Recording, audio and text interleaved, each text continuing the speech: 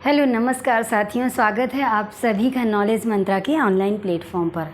आशा करते हैं आप सब बहुत अच्छे होंगे और आप बहुत अच्छे से अपनी पढ़ाई में लगे होंगे, क्योंकि ऑलरेडी एग्ज़ाम की डेट्स आ चुकी हैं। जैसे नेट का एग्ज़ाम 18 जून को लगा हुआ है, उसके साथ में जो है बिहार स्टेट का और ट्रे 3 का जो फेज़ 3 का जो एग्ज़ाम होने वाला है उसकी भी एग्ज़ाम डेट आ चुकी है। तो मैं समझ सकती हूँ कि आप लोग बहुत गहन तरीके से आप लोग अपनी स्टडी में लगे होंगे और इसके साथ में आप प्रैक्टिस भी कर रहे होंगे। तो हम आपसे बताना ये चाहते हैं कि हमारी चर्चा हो रही थी दिल्ली सल्तनत में, और कल हमने आपसे डिस्कस किया हुआ था पर्टिकुलर बलबन के प्रारंभिक जीवन के बारे में हमने आपसे डिस्कस किया हुआ था कि किस तरीके से उसको जो है मंगोलों के हाथों किसके किसके हाथ में बेचा गया और किस तरीके से जो है इसको इल्तुतमिश ने ख़रीदा और उसको ख़रीदने के बाद जो है उच्च पदों पर किस तरीके से उसको प्रमोट किया, इसके बारे में हमने आपसे डिटेल में चर्चा किया हुआ था। तो चलिए हम आज पढ़ने वाले हैं दिल्ली सल्तनत में बलबन के बारे में। तो आज हम बलबन के बारे में हम पढ़ने वाले हैं बलबन के समक्ष समस्याएं व चुनौतियां, यानी कि जब बलबन गद्दी पर बैठा था तो उस समय उसके समक्ष कौन कौन सी समस्याएं थी और कौन कौन सी चुनौतियां थी। ठीक है, तो आइए हमारे साथ। अगर हम बात करते हैं बलबन जब सिंहासन पर बैठता है तो उसके समक्ष मुख्य रूप से 2 समस्याएं होती हैं। वो कौन कौन सी होती हैं? वो 2 समस्याएं होती हैं कि सुल्तान के सम्मान व प्रतिष्ठा में वृद्धि करनी थी, और दूसरी समस्या क्या थी? साम्राज्य को सुदृढ़ करना। ठीक है, ये 2 समस्याएं बलबन के समक्ष बहुत ही विषम परिस्थिति थी इसके समक्ष। और विषम परिस्थिति क्यों थी? क्योंकि सुल्तान के सम्मान व प्रतिष्ठा में वृद्धि क्यों करनी थी?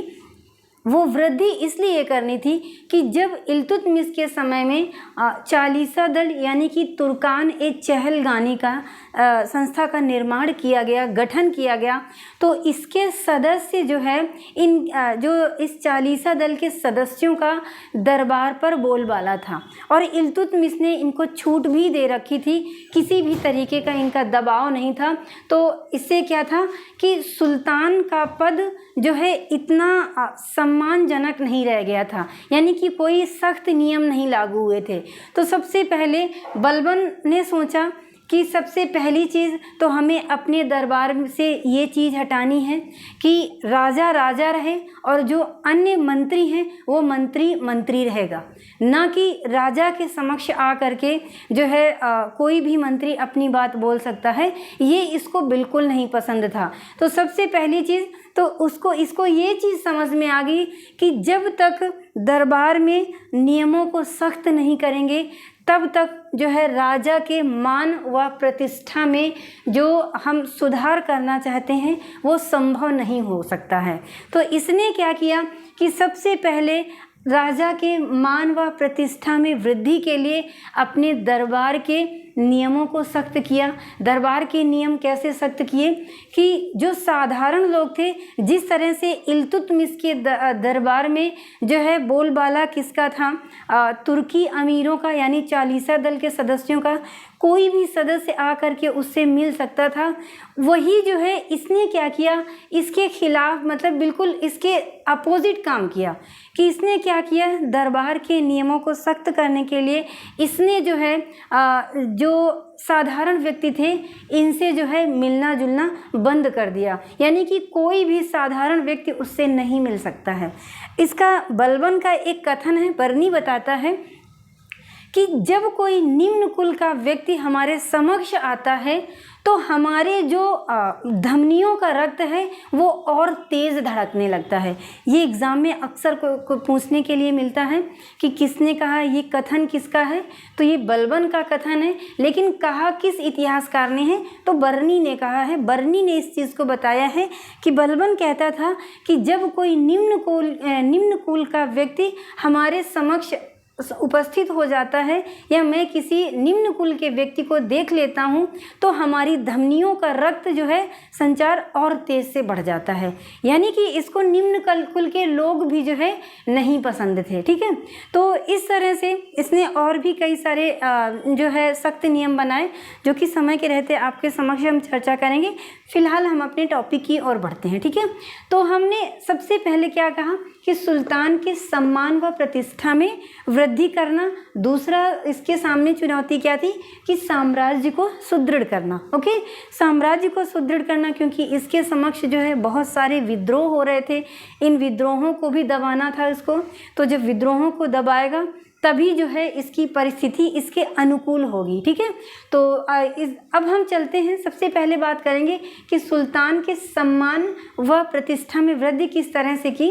तो बलबन के अनुसार जो है बलबन का मानना था कि सुल्तान का स्थान पैगंबर के बाद होता है। क्या मानना था कि सुल्तान का स्थान पैगंबर के बाद होता है, और क्या सुल्तान को बलबन नियामत ए खुदाई मानता है। क्या है, बलबन का मानना था कि बलबन ने सिद्धांत कौन सा दिया है, राजत्व के नियम का सिद्धांत दिया है। इसका मानना था कि राजत्व में ही देवत्व के गुण पाए जाते हैं। इसका मतलब क्या है, बलबन का ये मानना था कि जो राजा लोग होते हैं वो ईश्वर का प्रतिनिधि होते हैं, यानी कि ईश्वर के आदेशानुसार ही उसके द्वारा भेजा गया प्रतिनिधि के रूप में होता है। तो इसलिए समस्त प्रजा का अर्थ है कि समस्त प्रजा का कर्तव्य है कि राजा जो भी आदेश करता है उसको, चाहे वो सही हो या गलत हो, राजा के आदेशों का पालन करना। ये किसका मानना था, ये बलबन का मानना था। यानी कि इसका यहाँ तक मानना था कि अगर राजा कुकर्मी है, गलत कृत्य करता है, तो उसमें भी जनता का दोष है। ऐसे कोई ना कोई कर्म किया होगा जनता ने जिससे उसको जो है ऐसा राजा मिला है।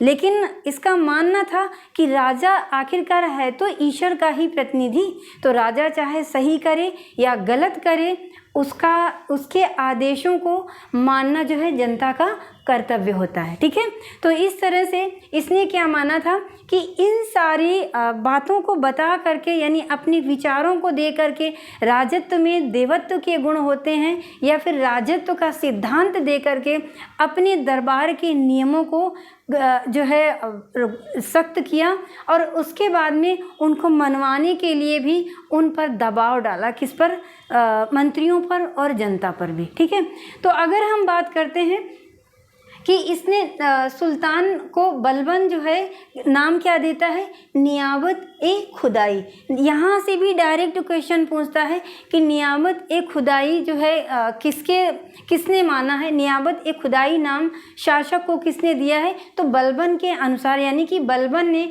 शासक को क्या नाम दिया है, नियामत ए खुदाई, जिसका अर्थ क्या होता है, जिल्ले इलाही। जिल्ले इलाही यानी कि ईश्वर का प्रतिबिंब, यानी कि राजा जो है पृथ्वी पर भेजा गया ईश्वर का ही प्रतिबिंब है। ठीक है, तो हम अगर नियामत ए खुदाई कहें या फिर जिल्ले इलाही कहें या फिर ईश्वर का प्रतिबिंब कहें, बात एक ही होगी। ठीक है, अब इसके बाद में बलबन ने क्या किया कि बलबन दरबार में मान प्रतिष्ठा बनाए रखने के लिए बहुत सख्त नियम लागू किए, जिसे साधारण, जैसे वो जो है साधारण व्यक्ति से बात नहीं करता था, पहली चीज़। दूसरी चीज़ क्या थी, इसने शराब पीना भी बंद करवा दिया, प्लस इसके साथ में छोटे अमीरों से मिलना बंद करा दिया, जो कि आपसे हम डिस्कस कर चुके हैं। फिर क्या है, सामाजिक समस्याओं में होने वाले नृत्य पर भी प्रतिबंध जो है लगा दिया, यानी कि सामाजिक सभाएं जो होती थी उनमें जो नृत्य वगैरह किया जाता था उस पर भी इसने प्रतिबंध लगा दिया। तो इसने प्रतिबंध कहाँ कहाँ पर लगाया, पहला शराब पीने पर प्रतिबंध लगाया, दूसरा क्या था, छोटे अमीरों से भी मिलना बंद करा दिया, और क्या था, सामाजिक सभाओं में जो नृत्य होते थे उन पर भी जो है इसने प्रतिबंध लगा दिया। ठीक है, तीसरी चीज़ क्या आती है, तीसरी चीज़ आती है कि सबसे बड़ी चीज़ थी कि इसने अपने दरबार का गठन जो है फारसी पद्धति के अनुसार किया था। किस तरह से किया था, फारसी पद्धति के अनुसार। यानी कि फारसी के अकॉर्डिंग ही जो है अपने दरबार का गठन किया। यहाँ तक कि इन्हीं के नियमों के अकॉर्डिंग इसने जो है अपने पुत्र और पौत्रों का नामकरण भी किया। तो क्वेश्चन आपसे पूछता है, डायरेक्ट पूछता है कि दिल्ली सल्तनत ने किस शासक ने जो है फारसी रीति रिवाज के अकॉर्डिंग अपने दरबार का गठन किया था, तो वो कौन था? बलबन था। ठीक है, तो इसमें क्या कहता है कि फारसी पद्धति के अनुसार इसने क्या किया था? दरबार का गठन किया था।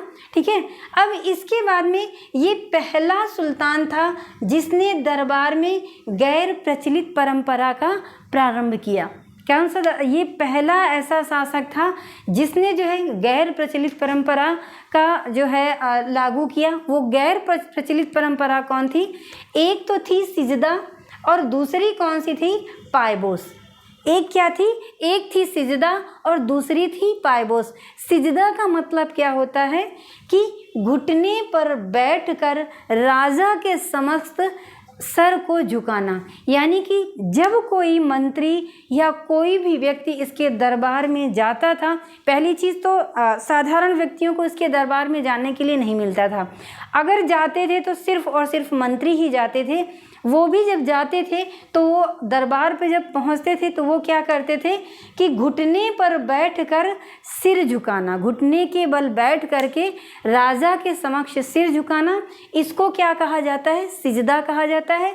वहीं पर अगर पायबोस की बात करते हैं कि पायबोस क्या था, तो पायबोस था सुल्तान के पैरों का चुंबन करना। यानी कि जो मंत्री जाता था पहले घुटने पर बैठ करके जो है सर झुका करके जो प्रक्रिया करता था उसको सिजदा कहते थे। इसके बाद की प्रक्रिया क्या थी कि जब सर झुका दिया तो सुल्तान के पैरों का जो चुंबन करता था वो क्या था? तो ये इसको जो है पायबोस कहा जाता था। तो यही दो गैर प्रचलित परंपराएं थी जिसने कि इसने लागू की। कौन कौन सी? सिजदा और पायबोस। सिजदा और पायबोस की परंपरा भी जो है किसने लागू किया? तो बलबन ने लागू किया। ठीक है, आई होप समझ गए होंगे आप लोग कि सिजदा क्या थी और पायबोस क्या था, दोनों में अंतर क्या था। इसमें कन्फ्यूज़न होता है कि सिजदा पूछता है सिजदा क्या है या पायबोस क्या है। तो सिजदा क्या होती थी? सिजदा होती थी दोनों पैरों के बल यानी घुटनों के बल बैठ करके राजा के समक्ष जो है सर झुकाना, ये क्या होता था? सिजदा। वहीं पर पायबोस क्या था कि सुल्तान के पैरों का चुंबन करना। ठीक है, इसके बाद में इसने क्या किया? इसने जो है ईरानी त्योहारों का भी प्रचलन करवाया। और क्या करवाया? व्यक्तिगत जीवन में फारस की रीति रिवाजों को भी अपनाया इसने। मैंने बताया ना कि फारसी रीति रिवाज के अकॉर्डिंग इसने जो है अपने दरबार का गठन किया था। और क्या था? अपने पौत्र, एक कैकुवाद, दूसरा था कैखुसरो और तीसरा था क्यूमर्स। इन सभी के नाम भी जो है फारसी परंपरा के अकॉर्डिंग ही इसने जो है नाम भी रखे। ठीक है, तो आई होप आप लोग समझ गए होंगे कि इसके समक्ष कौन कौन सी कठिनाइयाँ थी और इन कठिनाइयों का जो है किस तरीके से इसने जो है इनका सामना किया। तो सबसे पहली चीज़ अपने दरबार में कठोर नियमों को लगाकर, और इसके बाद जो है वो कठोर नियम कौन से थे? शराब पीना, छोटे अमीरों से ना मिलना, सभाओं पर जो नृत्य जैसी परंपरा थी उसको बंद करा दिया, सिजदा एवं पायबोस की प्रथा जो है लागू की। तो इस तरीके से जो है कठोर नियम लागू करके अपने दरबार में ये जो है अपनी समस्याओं का सामना किया। और जो राजा की प्रतिष्ठा में जो प्रतिष्ठा गिर चुकी थी तो राजा के सम्मान में वृद्धि इसने इस तरीके से किया। ठीक है, अब इसके बाद में आता है कि इसने जो है सिक्कों पर खलीफा का नाम भी अंकित करवाया था। इसने क्या किया था? अपने सिक्के पर खलीफा का नाम अंकित करवाया था तथा खुतबे में ही भी जो है इसने चर्चा किया था। अच्छा, बलबन के पहले जो है खलीफा का नाम सिक्के पर अंकित किसने कराया था? अगर आप लोगों ने अच्छे से ध्यान से सुना होगा तो आप लोगों को सारी चीज़ें पता चल रही होंगी कि इसके बलबन के पूर्व जो है खलीफा का नाम अंकित किसने करवाया था। तो इल्तुतमिश ने भी जो है अपने सिक्के पर खलीफा के सम्मान में जो है खलीफा का नाम अपने सिक्कों पर अंकित कराया था। ठीक है, तो दिल्ली सल्तनत के 2 शासक हो गए कौन? एक तो इल्तुतमिश और दूसरा कौन हो गया? दूसरा बलबन हो गया, जिसने कि खलीफा का नाम अपने जो है सिक्कों पर अंकित कराया था। ठीक है, तो आई होप आप समझ गए होंगे। अब इसके बाद में ये सारे दरबार के नियमों को सख्त करके जो है इसने क्या किया? राजा के सम्मान में वृद्धि की और इसके साथ में साम्राज्य को सुदृढ़ कैसे किया? तो जो चालीसा दल था तो इसका पतन करके इसने जो है अपने साम्राज्य को जो है सुदृढ़ किया। ठीक है, तो चालीसा दल आप लोग बहुत अच्छे से परिचित होंगे। इसका गठन किसने किया था? इल्तुतमिश ने किया था। और इसका जो है पतन कौन कर रहा है? तो बलबन कर रहा है। आप लोग जानते हैं कि जो बलबन था इल्तुतमिश द्वारा गठित की गई चालीसा दल या फिर तुर्क-ए-चहलगानी जैसी संस्था का ये जो बलबन था ये भी सदस्य हुआ करता था। तो जो चालीसा दल की जो बारीकियां थी तो ये बहुत अच्छे से परिचित था, क्योंकि ये प्रारंभ से ही देख रहा था कि इस चालीसा दल में कमियां क्या क्या हैं और ये चीज़ नहीं होनी चाहिए, या दरबार में ये जो चीज़ें हो रही हैं इनसे निपटना कैसे है, इसको ये बहुत अच्छे से आता था। तो ये जो है इसने क्या किया कि सबसे पहले जो है इस उद्देश्य की पूर्ति के लिए जो है चालीसा दल के उद्देश्य की पूर्ति के लिए इसने क्या किया? पहले अन्य तुर्की सदस्यों को उच्च पद देकर चालीसा के समकक्ष बना दिया। यानी कि चालीसा दल के जो सदस्य थे, वैसे तो चालीसा दल जो है मुख्य रूप से इस समय जो है चरम सीमा पर था, इसी के द्वारा दिए गए सुझावों को जो है राजा मानता था और उसी के अकॉर्डिंग चलता था। लेकिन इसने किया क्या? जो चालीसा दल के सदस्य थे इन सदस्यों को उच्च पद न दे करके इसने क्या किया कि अन्य तुर्की सदस्यों को जो है उच्च पद दिया। वैसे देना चाहिए इन्हीं तुर्क यानी कि चालीसा दल के सदस्यों को उच्च पद, लेकिन जो बलबन था इसने ऐसा नहीं किया। इसने सोचा अगर हम इनको उच्च पद प्रदान करते हैं तो फिर हमारे लिए प्रॉब्लम क्रिएट हो जाएगी। तो इसने किया क्या? जो अन्य तुर्की सदस्य थे उनको जो है उच्च पद दे करके जो चालीसा दल के सदस्य थे इन्हीं के समकक्ष बना दिया। ठीक है, ताकि जो चालीसा दल के सदस्य हैं वो ये फील कर सकें कि अब हमारी जो है वैल्यू जो पहले थी वो अब नहीं रही। यानी कि नवनिर्मित, यानी जो इसके द्वारा नवनिर्मित मंत्री थे जिनको उच्च पद प्रदान किया गया था, तो ये इन्हीं चालीसा दल के सदस्यों के समकक्ष जो है बना दिया। ठीक है, तो इसने क्या किया? इसके पश्चात चालीसा के सदस्यों को छोटे से छोटे अपराध हेतु कठोर दंड देता था। ठीक है, यानी कि इसका तो उद्देश्य ही था चालीसा दल का पतन करना, तो इसको कोई ना कोई तो एक वो कमी चाहिए ना कि अगर कोई सदस्य अगर चालीसा दल का है तो इनका जो है पतन करना था, इनको कुचलना था कि इनको किस तरीके से चालीसा दल से हटाया जाए। तो छोटी से छोटी गलती के लिए ये बहुत बड़ा जो है पनिशमेंट, बहुत बड़ी सज़ा देता था। तो क्योंकि ये सज़ा क्यों देता था? क्योंकि इसका जो है उद्देश्य क्या था? चालीसा दल का जो है पतन करना। ठीक है, तो इस तरह से जो है इसने क्या किया? इस पॉलिसी के द्वारा इसने चालीसा दल का जो गठन हुआ था तो इसका इसने पतन कर दिया। ठीक है, तो इसने क्या किया कि इस चालीसा दल को पतन करके भी जो है अपनी इसके समक्ष जो चुनौतियां थी इससे भी जो इसकी 50% समस्याएं थी ये सारी ख़त्म हो गई। तो इस तरीके से जो है ये अपनी समस्याओं से निपटा।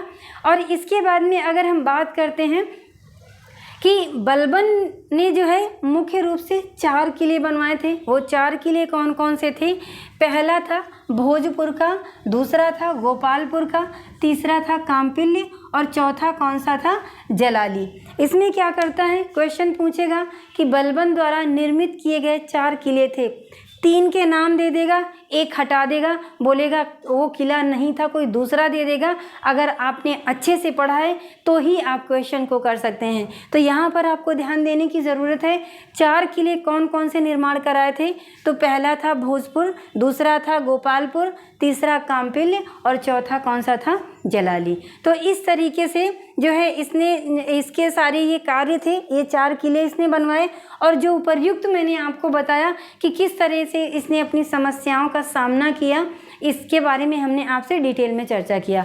अब हम आपसे चर्चा करने वाले हैं कि बलबन के समय में होने वाले प्रमुख विद्रोह कौन कौन से थे। तो इसके समय प्रमुख विद्रोह थे, पहला था मेवातियों का दमन इसने किया है। जब गद्दी पर बैठा तो मेवातियों का इसने दमन किया। और इन मेवातियों का दमन, ये मेवाती कौन होते थे, ये डाकू हुआ करते थे जो कि अक्सर इसके क्षेत्र को लूट लिया करते थे। तो इसने क्या किया, और ये जंगल में रहा करते थे, तो इसने किया क्या कि उन जंगलों को कटवा करके इन मेवातियों का यानी इन डाकुओं का जो है इसने क्या किया, दमन कर दिया। इसके बाद में गंगा यमुना के दोआब क्षेत्र का दमन, गंगा यमुना के दोआब क्षेत्र में भी जो लोगों ने जो था विद्रोह किया था, इसका इसने जो है दमन किया। इसके बाद में अवध का विद्रोह, अवध में भी इसके समय में जब ये गद्दी पर बैठा है तो अवध में भी विद्रोह हो रहा था और जिसका इसने सफलतापूर्वक दमन किया। फिर इसने कटेहरों का भी दमन किया। फिर बंगाल में तुगरिल का विद्रोह हो रहा था, जो कि बंगाल शुरू से ही दिल्ली सल्तनत के नियंत्रण में नहीं था। तो इस तरह से बलबन के समय में भी ये जो है इसके नियंत्रण में नहीं था। तो इस समय तुगरिल खां बंगाल का शासक था जो कि इसका विद्रोह कर रहा था, तो इसका भी इसने सफलतापूर्वक दमन किया। फिर मंगोल पर पश्चिमोत्तर सीमा प्रांत की समस्या से निपटना, ठीक है। तो इस तरीके से इसके समय पर यानी जब ये गद्दी पर बैठा है तो इतने सारे विद्रोह हुए और इन सब का इसने जो है दमन भी किया, ठीक है। तो ये थी बलबन के बारे में सारी समस्याएं, यानी कैसे अपनी समस्याओं का सामना किया, प्लस इसने जो है चालीसा दल का गठन यानी चालीसा दल का पतन कैसे किया और इसके समय में होने वाले प्रमुख विद्रोह कौन कौन से थे। अब नेक्स्ट डे हम आपके समक्ष लेकर के आएंगे बलबन द्वारा किए गए प्रशासनिक सुधार, यानी प्रशासन में उसने कौन कौन से सुधार किए हैं, इसके बारे में हम आपसे डिटेल में चर्चा करेंगे। तो आज अपने हम लेक्चर को यहीं पर विराम देना चाहेंगे। नेक्स्ट डे नए वीडियो के साथ आपके समक्ष हम उपस्थित होंगे। और जाने के पहले एक बार आपसे ज़रूर कहेंगे कि अगर आप हमारे चैनल को पहली बार विज़िट कर रहे हैं तो प्लीज़ आप हमारे चैनल को सब्सक्राइब करें और लाइक करें, ज़्यादा से ज़्यादा शेयर करें और बेल आइकन को दबाना ना भूलें ताकि आने वाली नोटिफिकेशन यानी आने वाला वीडियो आपको समय से प्रोवाइड हो सके, ठीक है। तो मिलते हैं नेक्स्ट डे नए वीडियो के साथ, तब तक के लिए धन्यवाद।